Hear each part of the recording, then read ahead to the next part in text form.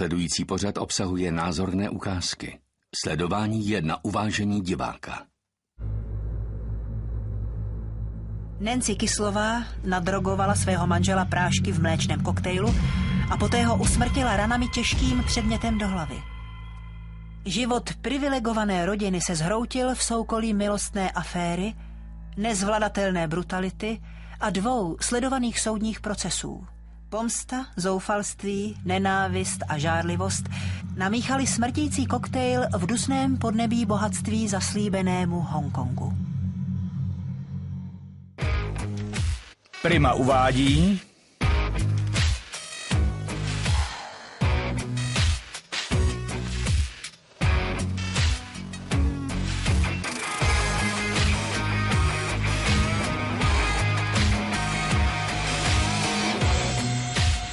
Zločiny za hranou. Smrt skrytá v koktejlu. Tento tragický příběh stojí a padá s tím, co si 40letá Nancy Kisslová myslela, když svého manžela usmrtila. Svůj čin se pak pokusila kamuflovat, když jeho tělo zabalila do koberce a ten poté zamkla do skladu. Každý z diváků, a zejména ženy, se zřejmě podiví, stejně jako já, co mohlo tuto ženu dohnat do stádia, aby zabila manžela. Zahodila tak svůj dokonalý rodinný život a skončila v jedné z nejdrsnějších věznic světa.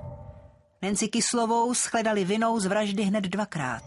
Ona se hájila, že zabila v sebeobraně a posléze tvrdila, že nebyla odpovědná za své činy, protože ji manžel vyprovokoval. Ono manželství jakoby skrývalo něco zlověsného a Nancy Kisslová zůstává se svým tajemstvím ve vězení. Jmenuji se Andrea Votová. Jsem investigativní žurnalistka a informuji o kriminálních případech ze 3 kontinentů ve 4 jazycích. Zde se ale nejedná o typický případ vraždy. Tento provázejí záhadné podtóny bolesti, nespokojenosti a týrání. Náznaky tajených problémů vygradovaných do extrému. Děj příběhu začal v New Yorku. Pak se přesunul do Hongkongu, pak zpět do států, aby tragicky vyvrcholil opět v Hongkongu. Sledovala jsem celou jeho linii z kontinentu na kontinent. Celá historie odstartovala na východním pobřeží Spojených států. Nancy Kisslová pocházela z amerického středozápadu. Koncem 80. let odešla do New Yorku studovat design, ale školy zanechala a živila se jako servírka v City. Rob Kissel byl jedním ze 2 bratrů. Narodil se v New Jersey domovité židovské rodiny. Rose Lichterová se na Manhattanu zabývá mediálním právem. Byla sousedkou Kisslových, když se do Greenwich Village přistěhovali. A poznala i zbytek Robovy rodiny. Vyrůstali mezi střední, či spíš střední vyšší třídou v New Jersey. Tam našli své první kamarády, které jsem posléze sama poznala. Věnovali se sportům. Provozovali všechno, co i jiní mladí v 80. a 90. letech. Jednalo se o klasický manhattanský příběh. Nancy s Robem se poznali v City a zamilovali se. Ona ho z platu servírky podporovala při studiích ekonomie a vypracovala se až na manažerku známé greenwichské restaurace. Na květen 1989 naplánovali svatbu. Přátelům připadalo tvrdé, když Nancy odmítla posunout datum svatby, aby se jí mohla zúčastnit i smrtelně nemocná Robova matka Elaine. Ta zemřela na rakovinu o měsíc dřív, než si řekli své ano v luxusním jachtařském klubu East River. Robovi se ve finančnictví dařilo. Manželé si několik let nedopřáli oddech a narodili se jim 2 dcery. Působili jako šťastná rodina, stále v jednom kole, oddaná dětem a tvrdě pracující na budoucnosti. Rob byl investiční bankéř. Podle mě ráno brzy odcházel a vracel se někdy v 6, v 7 večer. Kariérně stoupal. Zřejmě si tedy vedl dobře. Nancy si zjevně s gustem dopřávala požitků, které Robův úspěch přinášel. Myslím, že Nancy tehdy podlehla kouzlu nákupů a značkových věcí. Zkrátka, hodně si zakládala na všem ve správné značce a designu. Jednou jsme si vyšli a ona měla na sobě nádherný kabát, jak se ukázalo z bobří kožešiny. A já se zeptala Nancy, kde jsi ten kabát koupila? Po takovém taky toužím. Odvětila, tím se netrap, na ten nemáš. Jen jsem užasla, na ten nemám? Udivilo mě, že o mě ví něco, co nevím já sama. A vůbec byla to hodně divná poznámka. Nancy před přáteli naťukla i jiné věci, kdy narážela na problémy v soukromí.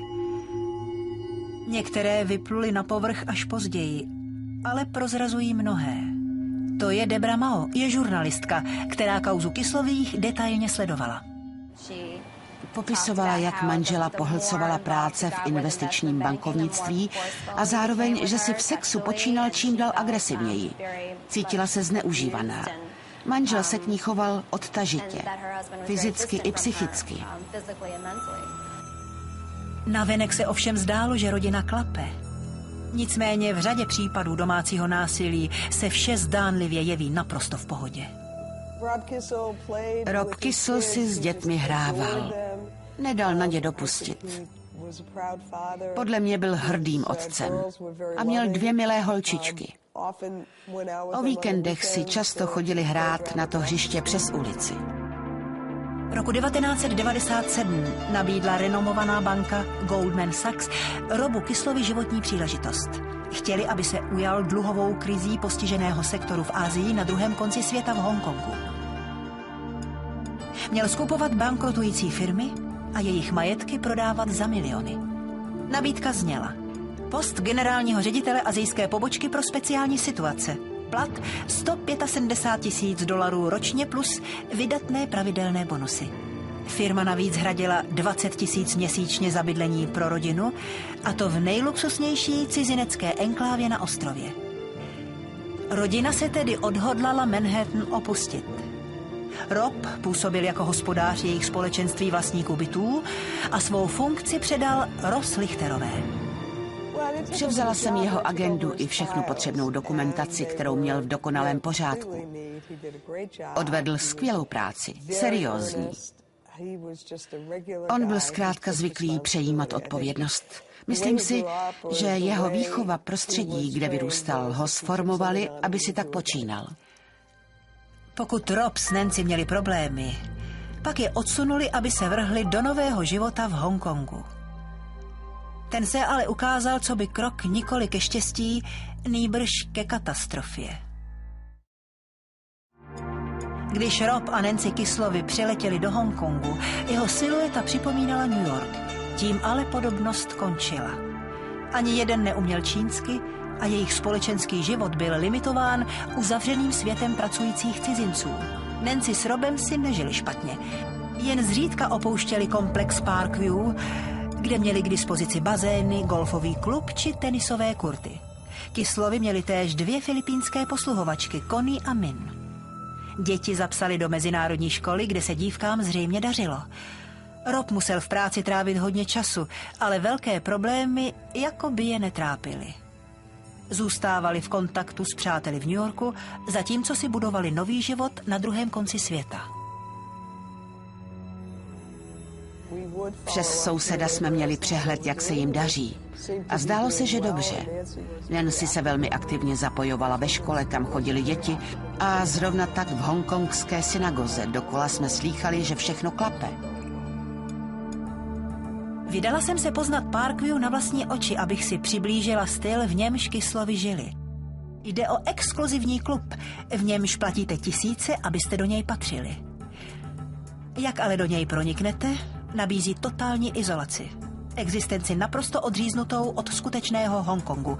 Musel to být podivný způsob života, zvlášť pro ženu se 2 malými dětmi a manželem, který je pořád v práci.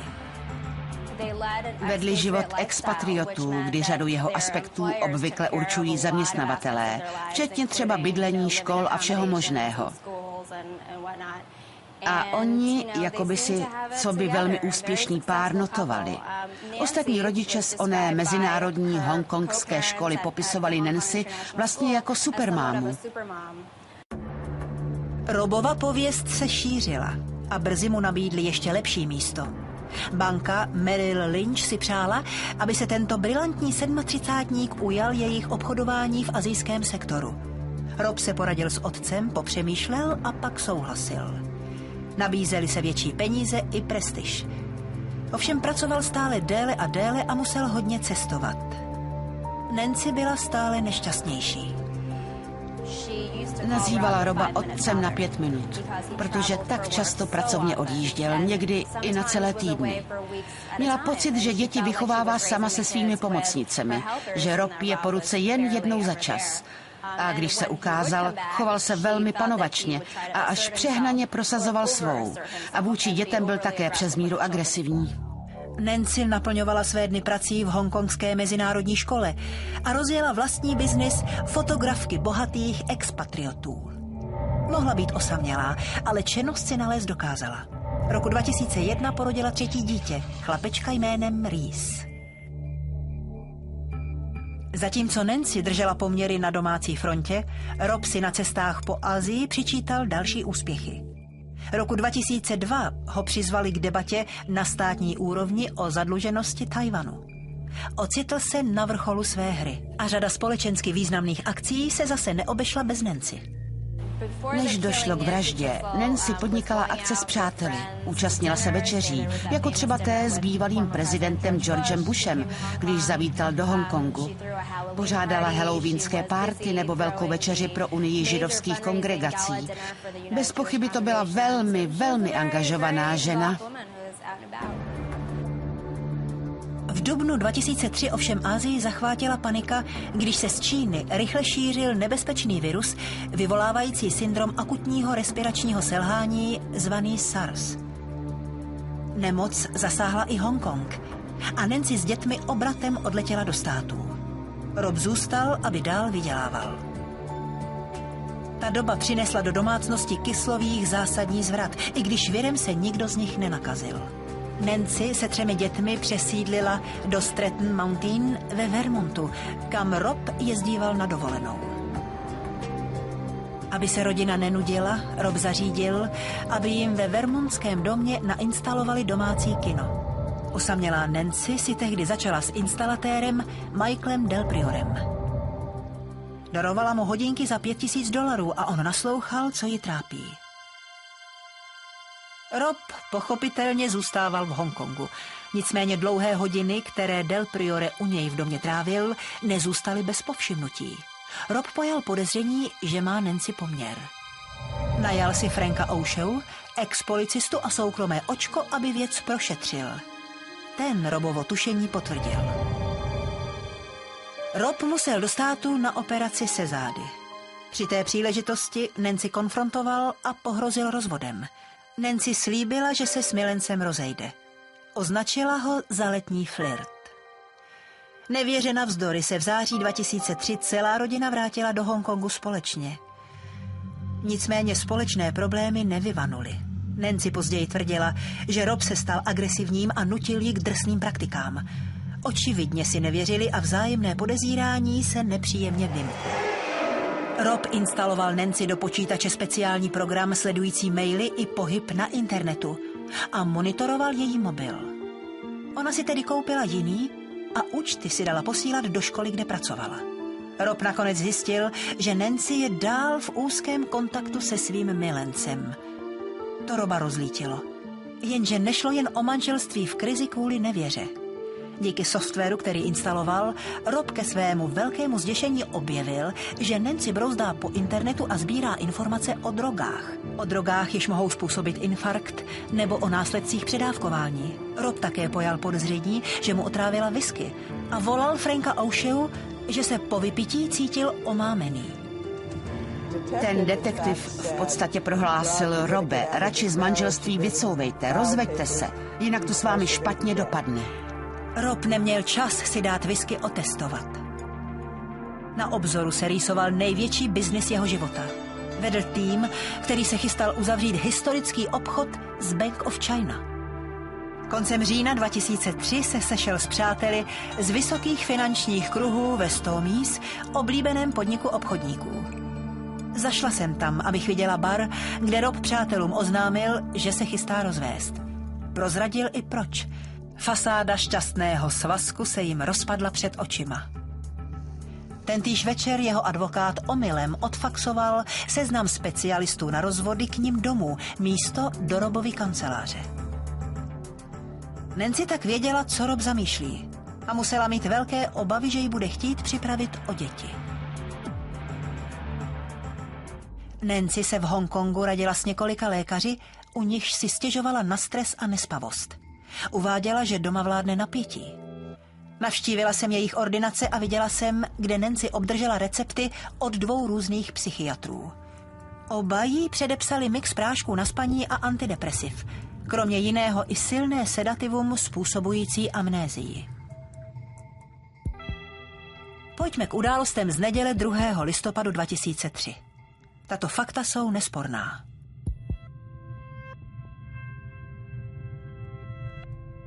Odpoledne vládlo horko a dusno, jak bývá v Hongkongu obvyklé. Andrew Tenzer, také rezident komplexu Parkview, šel vyzvednout dceru, která si u Kislových hrála s jejich 7letou dcerou June. Klábosil s Robem a požádal o sklenici vody. Nancy vykoukla z kuchyně a prohlásila, že má něco lepšího. Malá June pak každému z nich přinesla růžový mléčný koktejl. Nancy se objevila znovu s tím, že jde o její halloweenský recept. Nápoj byl sladký a těžký. Oba svůj koktejl vypili a Andrew Tenzer popsal, že se po návratu domů cítil úplně groggy a musel si jít zdřímnout. Jeho ženu to znepokojilo natolik, že málem zavolala záchranku. On se ale ještě večer vzbudil, povečeřel, vyřídil telefonát a zdál se být zase v pořádku. Tedy až do příštího rána, kdy se probudil a z předchozího večera si vůbec nic nepamatoval. Zatímco Tenzer šel s malátným pocitem domů, Rob vzal jednu z dcer do místní dětské herny, požádal sousedku, aby mu na ní chvíli dohlédla a volal kolegovi ohledně chystané důležité schůzky. Tehdy byl naposled Rob Kissel viděn na veřejnosti. Víckrát ho už nikdo nespatřil. Svým slibům navzdory Nancy Kisslová zůstávala přes mail v kontaktu s milencem ve Státech. A na internetu se zajímala o drogy, které mohly navodit srdeční infarkt. Její pohádkový život v hongkongském luxusu a pohodlí se násilně zvrtnul. Manžel, Robert Kissel, byl naposledy viděn naživu v neděli odpoledne 2. listopadu 2003. Následující ráno Nancy vyrazila na nákup, aby pořídila lůžkoviny, ručníky a bělidlo. Na správě domu si zažádala o extra skladovací prostory. Objednala si zavazadla, lepenkové krabice a koupila koberec. Když se po Robertovi scháněl kolega z práce, sdělila mu, že z rodinných důvodů není k dispozici.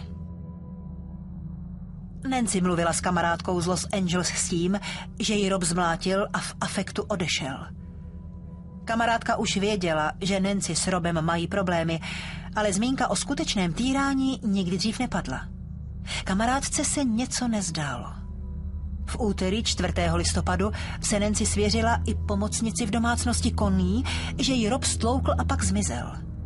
Ve středu 5. Nancy plná energie poprosila Min, aby jí sehnala lepicí pásku.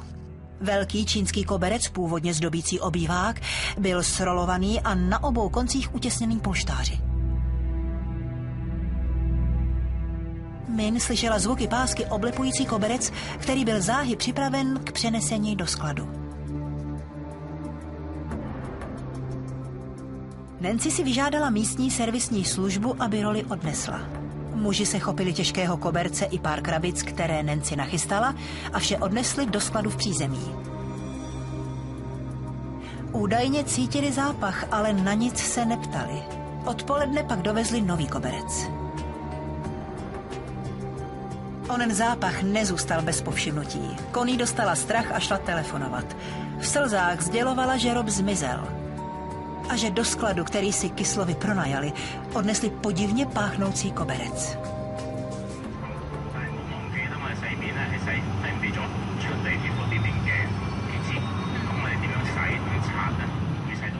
Robův kolega z práce zavolal policii. Oznámil, že Rob není nikde v Hongkongu k nalezení. Téhož dne přiletěl otec Nancy, Ira Keeshin. I jemu se Nancy svěřila, že ji Rob zmlátil. 6. listopadu, kdy Robův kolega žádal, aby se vyhlásilo pátrání, Ira Keeshin s Nancy podali na Roba stížnost pro týrání. Rob se pohřešoval a Nancy neustále opakovala, že ji týral. Celou rodinu, včetně 3 dětí, zachvátil chaos. Ještě týž večer se ze City do Parkview vydal šéf inspektor policie a zaklepal na dveře pohřešovaného. Když se dověděl o skladu Kislových, i hned si zajistil povolení k prohlídce. Ve 22:50 i se 2 kolegy stál opět u dveří Kislových a žádal o klíče od skladu. Nancy krátce promluvila s otcem, který se zdál v šoku, a pak jim klíče předala. Když policie otevřela sklad, byl Rob Kisly nezvěstný 4 dny. Co šéf inspektor objevil, nenechalo nikoho na pochybách, kde se Rob nalézá. Jen policisté otevřeli dveře, uvítal je pach smrti. Místnost okamžitě zapečetili a povolali forenzní skupinu. Nancy mezitím postihl panický záchvat a její otec zavolal záchranku. 7. listopadu ve 2:45 ráno zatkla policie Nancy Kislovou v nemocnici. Zpráva se v zápětí rozletěla do světa. Zrovna jsem vystupovala z výtahu, když mě oslovila sousedka, která měla dceru ve stejném věku jako Kislovi a povídá: Ros, to je hrůza, neuvěříš, co se stalo. Mně napadlo, že třeba někde v domě praskla voda, ale Sherry pokračovala: Nancy zabila manžela, Nancy zabila Roba. Já na to nevěřícně: Nancy zabila Roba? A ona: Nancy zabila Roba, nic víc zatím nevíme. Zpráva z toxikologie potvrdila, že žaludek a játra Roba Kisla obsahovaly směs 5 různých léků. Tělo bylo již tak rozložené, že postmortem nešlo přesně zjistit, jak onen mix léků účinkoval. Nicméně odhalení prokázalo i 5 tvrdých úderů do hlavy. Každá z těchto ran byla smrtelná. Ptala jsem se hongkongského advokáta Nancy Kislové, Colina Cohena, jak vysvětlila drogový koktejl nalezený v Robově žaludku. Ohledně toho mléčného koktejlu vypověděla, že připouští, že ho připravila. Nic víc neřekla, jinak neví proč, neví ani jak. Ovšem připustila, že ten mléčný koktejl se podával. A když se prokázalo, že žaludek Roberta Kisla obsahoval směs léků, připustila též, že je musel pozřít právě v tomto koktejlu. Otřesná novina se brzy rozšířila i mezi přáteli v New Yorku. Vzpomínám si, že trochu absurdně nás všechny, více než ta samotná vražda, rozlítil fakt, že Nancy ten mléčný koktejl, který byl v podstatě otrávený, respektive obsahoval drogy, že pověřila dceru, aby ho Robovi odnesla.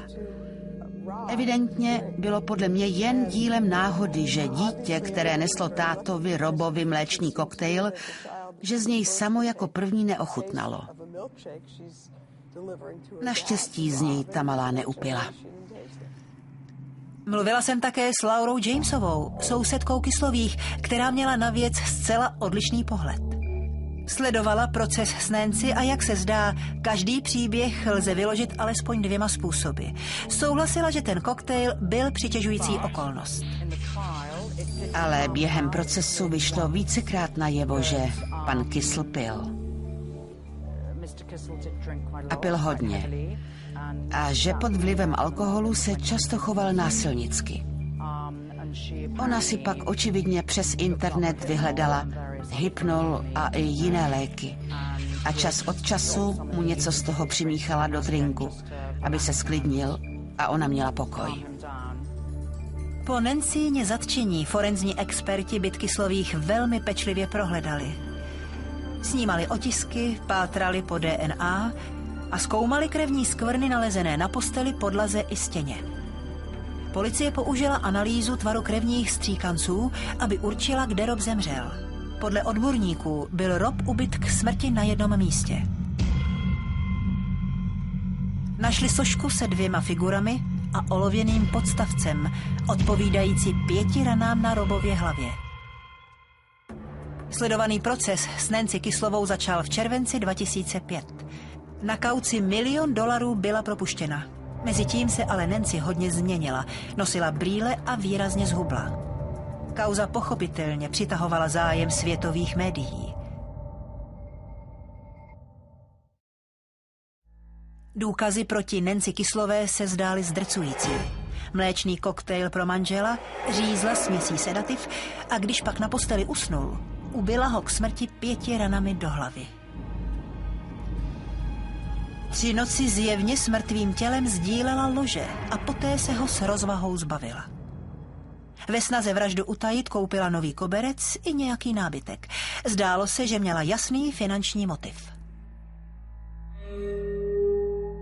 Robert Kissel měl asi 6 nebo 7 milionů dolarů v pojistkách a obžaloba argumentovala tvrzením, že Nancy Kisslová věděla, že je příjemcem plnění těchto pojistek, tudíž měla z jeho smrti finanční prospěch.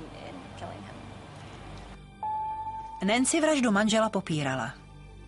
Nicméně pod křížovým výslechem obžaloby se k překvapení všech doznala k jeho zabití. S tím, že šlo o sebeobranu.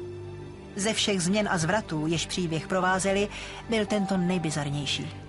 Tvrdila, že než Roberta Kissla zabila, došlo mezi nimi k hádce a on jí údajně vyhrožoval. Za A, že se s ní hned rozvede. Za B, že děti půjdou do jeho péče. A za C, že už je to hotová věc. Požádal o rozvod, sebere děti a tím to hasne. Prý zrovna stála v kuchyni, když se na ně Rob rozkřičel, že už zažádal o rozvod. Podle ní v ruce držel baseballovou pálku. Došlo k potyčce. Vyhrožoval, že ji znásilní. Ona sáhla po té sošce, v tu chvíli se přestala ovládat a uhodila ho do hlavy. Dál prý měla okno. Policie tehdy odmítala, že by v bytě jakoukoliv baseballovou pálku nalezla. Tudíž vznikla kontroverzní polemika o tomto důkazu a také pochybnosti, zda se hádka skutečně odehrála v jejich bytě. Bez baseballové pálky se ale Nancy nemohla hájit sebeobranou. Ve své výpovědi jasně uvedla, že Robert Kissel stál ve dveřích ložnice a držel pálku. Když to uviděla, tak instinktivně sebrala, co bylo po ruce a šla mu naproti, aby si to vyříkali. Tým obhajující Nancy se snažil porotu přesvědčit, že jednala v sebeobraně. Že se jednalo o týranou manželku. Nancy si kamarádkám stěžovala, že si manžel libuje v drsném sexu. Experti v Robově počítači objevili, že si přes Google vyhledával anální či gay sex. Laura Jamesová, která Kisslovi znala, je také manželkou expatriota žijící v Hongkongu. Myslím, že o určitých věcech v rámci manželství nemluví nikdo, a to ani s dobrými přáteli. Podle mne často člověk se vším všudy nevyklopí, co se stalo. Nejspíš se i dost styděla. Laura Jamesová sledovala několik zasedání soudu. Vysvětlovala, proč řada z přítomných žen Nancy věřila. Při několika příležitostech ji viděli s modřinami v obličeji. Byla ale velmi osamělá a zjevně se jí nedostávalo extra pozornosti, lásky či náklonnosti, po nichž od manžela toužila. Obhajoba tvrdila, že některá Robova zranění napovídají, že než zemřel, mohlo dojít k potyčce. Rob Kissel měl na hlavě i další zranění, která naznačovala, že neležel na břiše, protože o něch 5 smrtelných úderů dopadlo na pravou stranu jeho lebky. A pak měl ještě další poranění z levé strany. Bylo tudíž možné tvrdit, že před smrtí se ti 2 nějak střetli. Nicméně obžaloba její tvrzení důsledně vyvracela. Neexistoval žádný skutečný důkaz, že Rob Nancy týral. Ona se přesto snažila proměnit oběť v pachatele. Žádnému lékaři si nikdy na týrání nestěžovala, ani v mailech milenci žádné násilí nezmínila. Porota nevěřila, že Nancy Kisslová jednala v sebeobraně. Byla shledána vinou z vraždy a odsouzena k doživotí v ženské věznici Tai Lam. Daleko od kosmopolitního Hongkongu směrem do čínského vnitrozemí. Při posledním pokusu dostat Nancy na svobodu podal nový tým právníků dovolání k nejvyššímu soudu. Ten objevil v prvním soudním řízení procesní chyby. 8 let po Robově smrti roku 2011 bylo nařízeno obnovené soudní řízení. Colin Cohen celý průběh vysvětluje. Při prvním procesu byla odsouzena pro vraždu.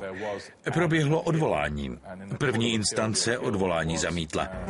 Další instance zaujala názor, že čin nelze posuzovat jako vraždu. Pak případ putoval k nejvyššímu soudu. Ten konstatoval, že během prvního procesu došlo k technickým procesním chybám a veškerá svědectví se musí odehrát znovu před zcela novou porotou. Nová obhajoba Nancy přizvala na pomoc špičkového londýnského advokáta Edwarda Fitzgeralda a ten zvolil zcela novou strategii. Tentokrát nepadla ani zmínka o baseballové pálce. Nikdo nevnucoval jako vysvětlení důvodnou sebeobranu. Obhajoba se zúžila na sníženou odpovědnost. Zjednodušeně. Manželi tak vyprovokoval, že zkrátka ani nevěděla, co dělá. Když se pak Nancy objevila u soudu, způsobila šok. Ona působila, a nejen po fyzické stránce, opravdu zničeně. Anorekticky, byla vyzáblá, jen kost a kůže. A navíc z ní čišel strašný neklid. V jednu chvíli jasně a souvisle odpovídala a v zápětí se ocitla někde ve svém světě. Naprosto mimo okolní situaci. Po 6 letech ve věznici Tai Lam Nancy působila vyhuble a nezdravě. O baseballové pálce tentokrát nepadla ani zmínka.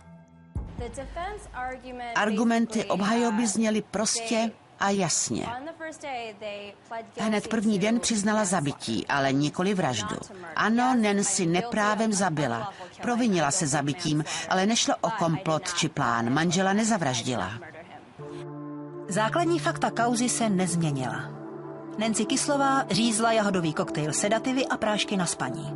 5krát udeřila Roba do hlavy a každá z ran byla potenciálně smrtelná. Obhajoba se opírala hlavně o svědectví 2 psychologů a psychiatra, kteří měli Nancy Kisslovou v péči. Posledním svědkem pak byla forenzní psycholožka a specialistka na syndrom týraných žen Lenore Walkerová, kterou povolali až z Floridy. Ta poskytla své vysvětlení událostí a jak se třeba týrané ženy snaží utajit své trápení před světem. A že v tom směru bývají velmi úspěšné. Když člověk poslouchal výpovědi psychologů a psychiatrické zprávy, pak si jasně vyvodil. Ano, rozhodně měla psychické problémy. Trápily ji deprese. A pokud ji skutečně týral, jak fyzicky, tak psychicky, muselo se to na ní podepsat. Sledovat výpovědi Nancy Kisslové bylo někdy hodně těžké. Občas jen křičela, aniž cokoliv řekla. Jindy se zdálo, že se jí lecos vybavuje a popisovala, jak ji manžel týral. Někdy zase opakovala, on by nepřestal, což působilo, jako když je aspoň v mysli zase zpátky. Advokát Nancy nepochybuje, že je těžce nemocná. Byl to hodně složitý případ. V průběhu celého procesu měla velké potíže. I teď se domnívám, že Nancy trpí zásadní depresivní poruchou a je vážně nemocná. Podle mne prožívala své lepší i své horší dny, když se při výpovědi několikrát zhroutila. Nancy nejen působila nezdravě a v depresi. Občas se i zdálo, že ji dokonce pronásledují halucinace. V jednu chvíli, jako by ho viděla před sebou na podlaze.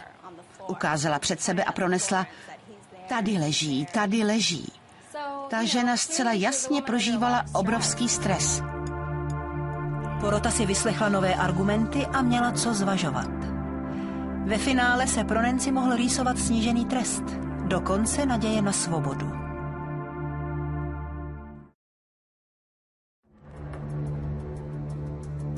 Při obnoveném procesu s Nancy Kisslovou v roce 2011 obhajoba připustila, že Nancy skutečně manžela nezákonně zabila. Ale aniž si uvědomovala, co činí, že jednala ve stavu snížené odpovědnosti. Snížená odpovědnost je komplikovaný právní termín, ale v podstatě znamená, že v době, kdy jste se činu dopustili, bylo vaše uvažování narušené. Něco se stalo ve chvíli, kdy jste byli zcela mimo. Tudíž lze hovořit o nemoci. Díky nemoci jste nevěděli, co děláte. Colin Cohen pozval až ze států specialistku na syndrom týraných žen, aby se pokusila porotu přesvědčit, že manžel Nancy týral.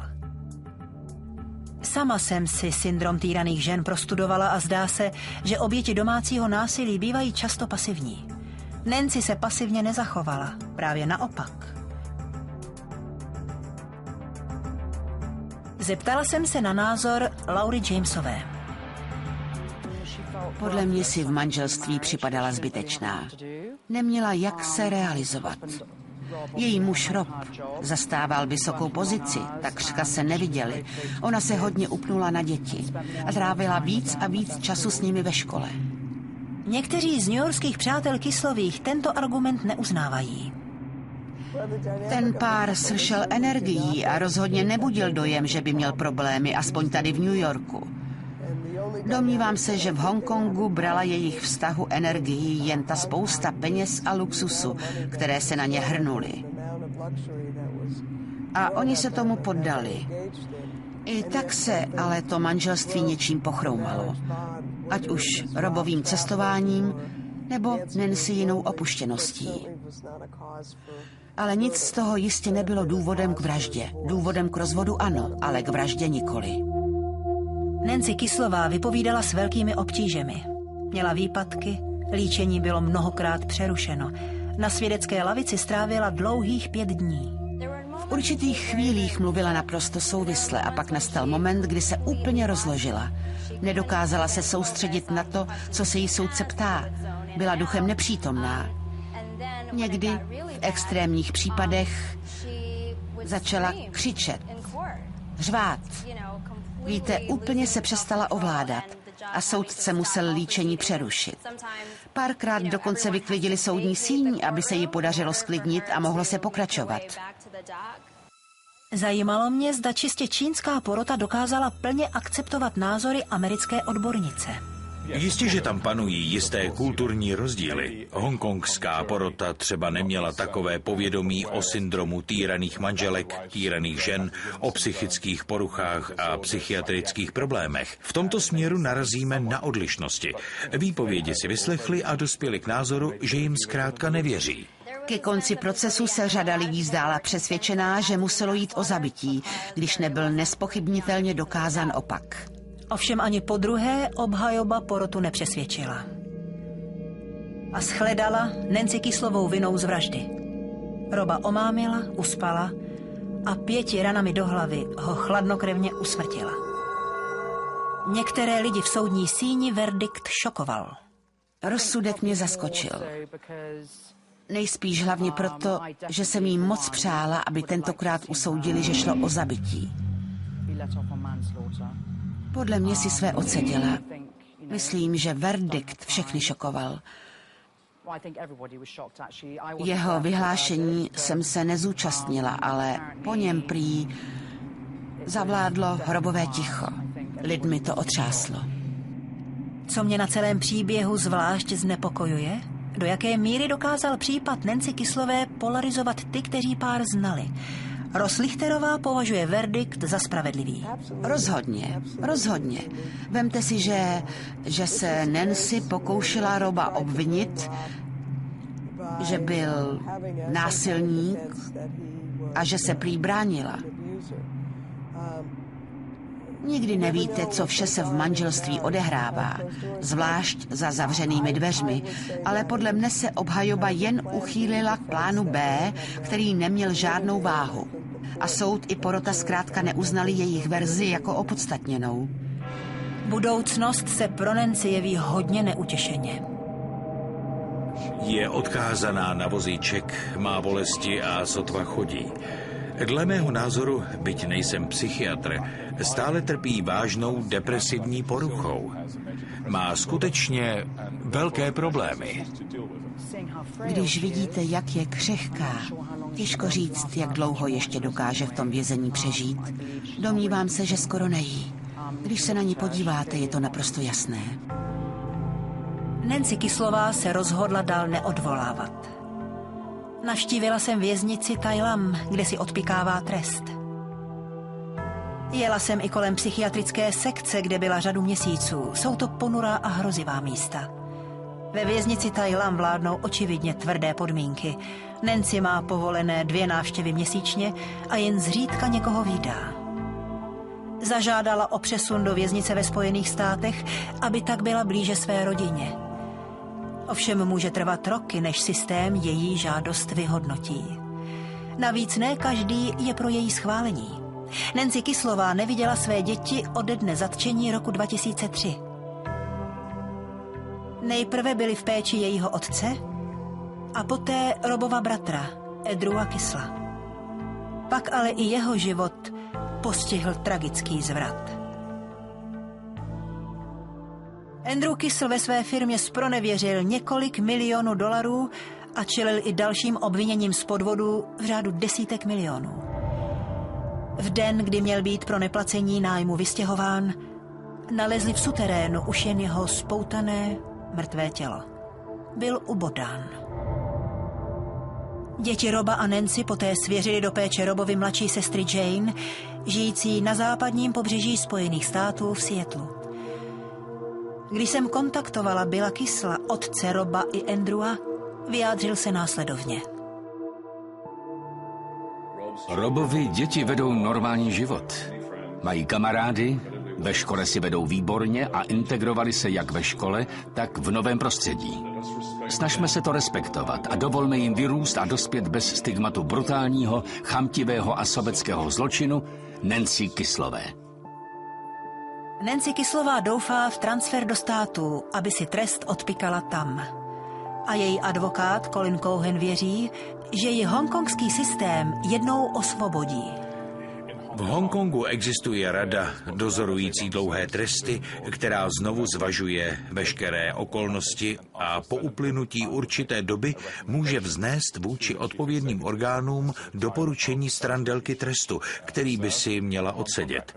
Ta doba se zde může pohybovat od 20 do 25 let, ale bývá i kratší. Je to různé. Opojná krása Hongkongu i vůně moci a peněz sem vábí biznismeny z celého světa. Propast mezi východem a západem prochází napříč celou hongkongskou komunitou.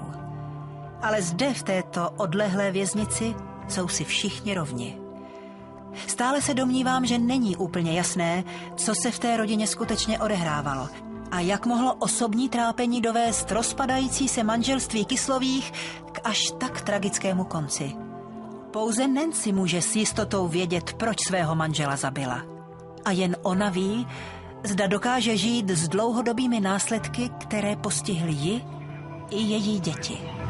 Ve studiu Barrandov Studio Dubbing vyrobila FTV Prima společnost s ručením omezeným 2013.